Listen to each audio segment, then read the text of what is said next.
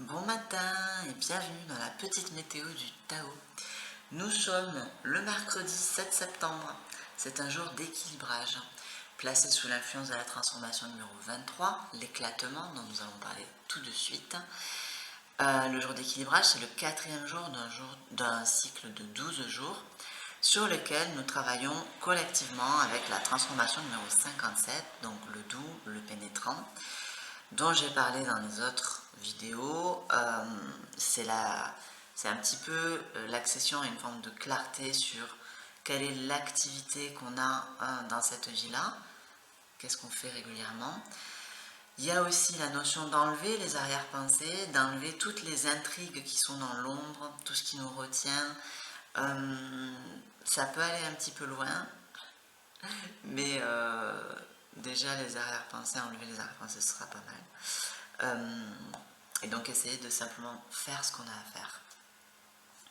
Faire ce pourquoi on est fait. Vaste sujet. Voilà, pour les personnes qui nous rejoignent et qui ne connaissent pas le principe de cette météo, vous allez trouver en barre d'infos un lien vers la vidéo. Vous avez une version courte, une version longue, pour vous expliquer comment utiliser cette météo au mieux.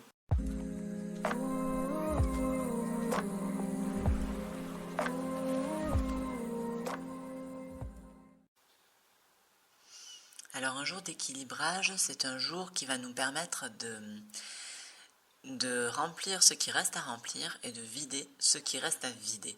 C'est un jour où on va pouvoir refaire un petit peu ce qui nous a manqué sur les jours de nettoyage et d'accumulation, mais dans une forme de synthèse, dans une forme de, voilà, je fais le niveau, je me mets à hauteur de la terre et je vois s'il y a des creux et des bosses, et je termine le travail en fait.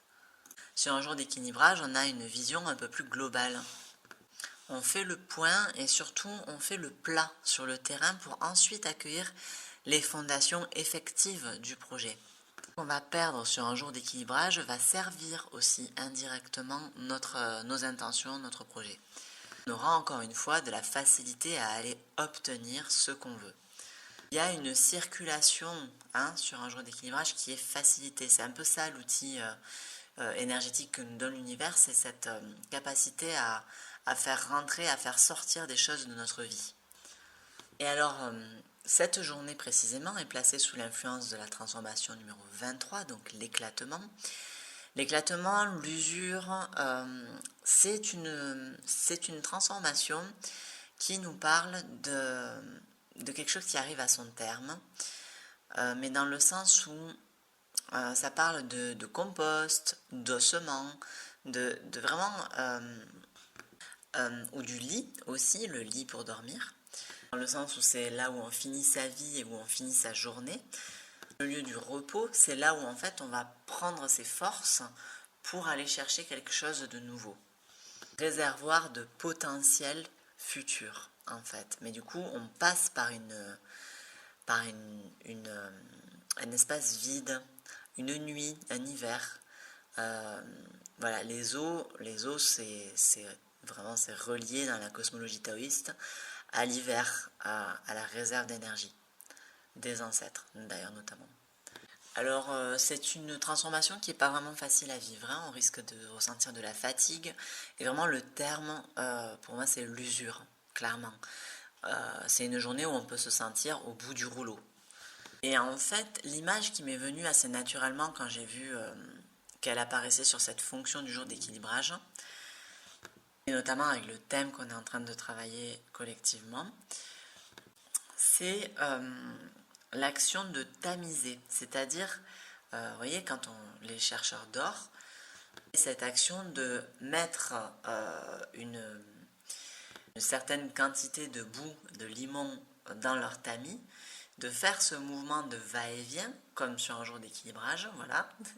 Et donc on met quelque chose d'un côté et ensuite ça passe à travers les mailles, et donc on perd tout ce qui n'est pas nécessaire et on ne retient que l'or en fait. Mais il y a une action comme ça un petit peu fatigante, un petit peu qui a trait à une agitation Parce que sur un jour comme ça, sous l'influence de cette transformation-là, on peut sombrer dans une forme d'agitation anxieuse, ou alors en fait il faudrait juste se reposer. Mais c'est pas toujours évident de passer juste sa journée à ne rien faire, sa journée au lit. Voilà, bon, le conseil principal, ça serait de s'adapter complètement à cette transformation et de ne rien faire. Mais voilà, il y a très peu d'entre nous qui allons arriver à faire ça. En fait, moi, l'image que j'ai eue, c'est que on pourrait essayer de regarder qu'est-ce qui reste de nous, qu'est-ce qui résiste à cette journée, qu'est-ce qu'on continue à aimer, à quoi on continue à se relier, malgré l'usure, malgré la fatigue, malgré l'agitation anxieuse. Qu'est-ce qui subsiste et donc qu'est-ce qui nous parle de ce qui finalement est le plus profond en nous, le plus fort. Donc là, j'ai l'impression que grâce à cette journée, il y a une forme de affinement de l'être. C'est comme si on surlignait, parmi toutes les informations qu'on a eues sur les autres journées, on surligne une ou deux choses qui subsistent. Je sais que le travail là peut paraître redondant, mais en fait tout ça c'est une histoire de sensation, donc d'exploration et donc de changement de point de vue qui nous sont donnés directement par les énergies qui arrivent au cours d'une journée.